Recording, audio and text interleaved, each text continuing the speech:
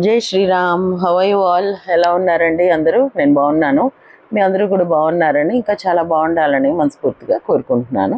ఇవాళ కూడా ఇంకొక కొత్త రెసిపీ అండి. క్యాబేజ్ తోటి చేసేది. ఇప్పుడు సీజన్ కదా, క్యాబేజ్ బాగా దొరుకుతుంది. సో క్యాబేజ్తో చేసే ఒక రకమైన ప్యాన్ కేక్ టైప్ అనమాట. కోర్స్ ఇది బ్రేక్ఫాస్ట్ ఐటమ్, బట్ మేము డిన్నర్లోకి తిన్నాము మొన్న ఎప్పుడో.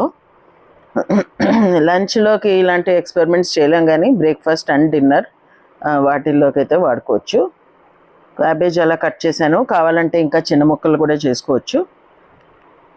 ఇందులో యాక్చువల్ రెసిపీలో అయితే కొంచెం క్యారెట్ కూడా గ్రేట్ చేసి వేస్తారు. కొంచెం తీపితనం వస్తుందేమో అని నేను వేయలేదు.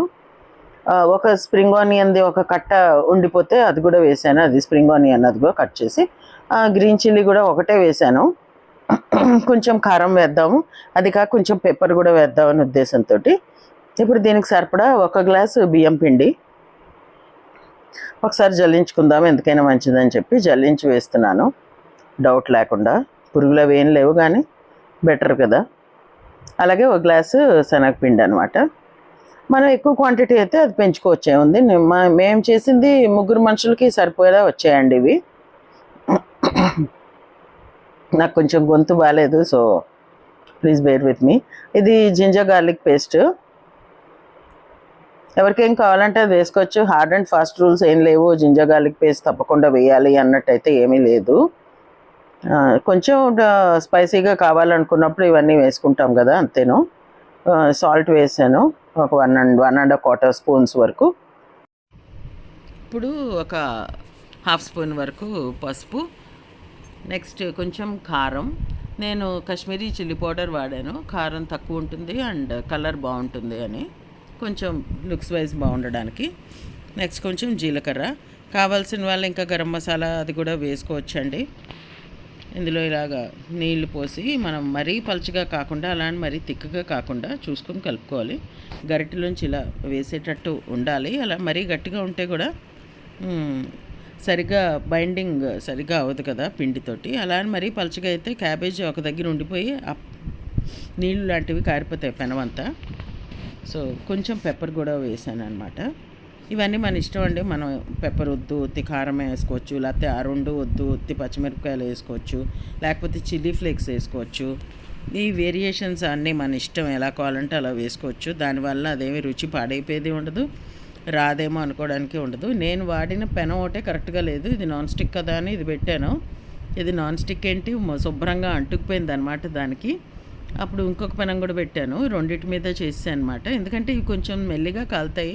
ఆల్మోస్ట్ ఈ ఫస్ట్ వేసినవి నాకు 7 to 8 మినిట్స్ కాలాయి. సో అలా నుంచుండిపోవాలి కదా అక్కడ, అందుకని ఇంకో పెనం కూడా పెట్టేశాను. పెట్టేస్తే కొంచెం గబగబా అవుతుందని. ఈ పెనం వల్ల నాకు కొంచెం అంటుకున్నట్టు వచ్చాయి. అదర్వైజ్ ఇవి అసలు అంటుకునే ప్రసక్తే ఉండదన్నమాట.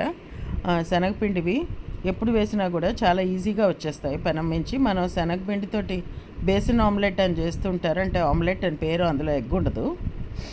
ఎగ్లో వేసినటువంటి పదార్థాలన్నీ ఉంటాయి, బట్ ఎగ్ బదులు శనగపిండితోటి వేస్తుంటారు. సో అవి కూడా అంతే, ఇలా వేయడం ఏంటి తీయడం ఏంటి చాలా ఫాస్ట్గా వచ్చేస్తాయి అన్నమాట. ఇది పెనం ప్రాబ్లం వల్లే కొంచెం అంటుకుంది. కొంచెం మూత పెట్టి కాసేపు ఉడకనిచ్చాను. తర్వాత మళ్ళీ రెండో వైపు కూడా కాల్చాలి. అలా అటు ఇటు తిప్పుతూ ఒక 4-5 సార్లు తిప్పుతూ కాల్చాను అనమాట. ఇక్కడ చూడండి మీరు తీస్తుంటే ఎలా అంటుకుపోయిందో అడుగును కొంచెము. అందుకే ఈ 3 వేసి తీసిన తర్వాత ఇంకా నేను ఇందు మీద ఎక్కువ వేయలేదు, వేరే పెనం మీదే కంప్లీట్ చేశాను అనమాట. ఎలాగ అంటుకుపోతుంది కదా ఇంకెందుకు అని. ఆ వేరే పెనం మీద బాగానే వచ్చాయండి. ఆ రోజు అసలు కరెంట్ లేదనమాట, వర్షం లేదు ఏం లేదు మాకు. సిటీలో అంతా బాగా కురిసింది, కానీ ఇక్కడ విపరీతం గాలికి మా కరెంట్ తీసేశారు. రాత్రి చాలా లేట్గా వచ్చింది కరెంటు. దానివల్ల నేను మొత్తం షూట్ చేయలేకపోయాను. ఫోన్లో కంప్లీట్గా ఛార్జింగ్ అయిపోతే కష్టమవుతుందని. ఆ టేస్ట్ అయితే మటుకు అవసరం ఉందండి. అందరూ కూడా మళ్ళీ చేయేవి బాగున్నాయని చెప్పారు, ఎందుకంటే క్యాబేజ్ కూడా క్రిస్పీగా వచ్చింది. దానివల్ల టేస్ట్ అది. ఒక్కొక్కళ్ళం 3 తిన్నాం అనమాట. కరెంట్ ఉంటే గ్రీన్ చట్నీ చేయాలనుకున్నాను, కరెంట్ లేక గ్రీన్ చట్నీ చేయడానికి అవ్వలేదు. సో సాస్, మైనీస్ అలాంటి వాటితోటి తిన్నాం మేము. టేస్ట్ చాలా బాగుంది. వేడివేడిగా తింటే మటుకు చాలా క్రిస్పీగా బాగుంది. అందులో ఆ రోజు బయట ఫుల్ మబ్బు ఉందని చెప్పాను కదా, అందులో అలా వేడివేడిగా తింటుంటే చాలా ఎంజాయ్ చేసినట్టు అనిపించింది మాకు. సో ఇదండి రెసిపీ. మీరు తప్పకుండా ట్రై చేస్తారు కదా, ట్రై చేసి మీకు ఎలా వచ్చిందో చెప్పండి. So please subscribe to my channel Varahi world. Signing off for today.